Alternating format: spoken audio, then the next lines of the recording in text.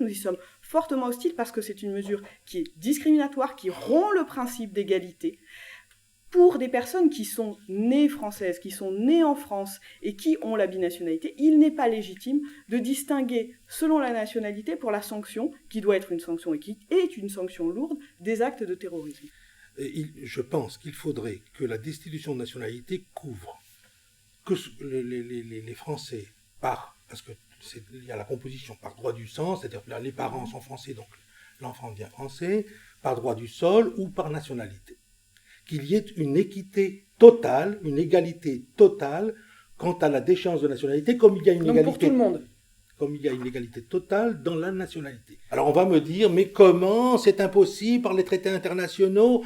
Vous allez à ce moment-là créer des apatrides. La nationalité, ça n'est pas un droit de l'homme au sens où vous l'entendez, mais c'est un socle sur la base qui donne accès à un certain nombre de droits.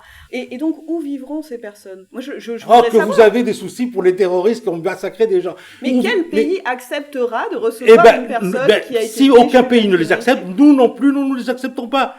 Écoutez, on prend la responsabilité de ces actes. On est condamné dans une société démocratique à une peine qui est définie par la loi et qui reste dans le cadre de nos principes démocratiques. Et cette condamnation-là, elle ne peut pas être une condamnation à ne vivre nulle part.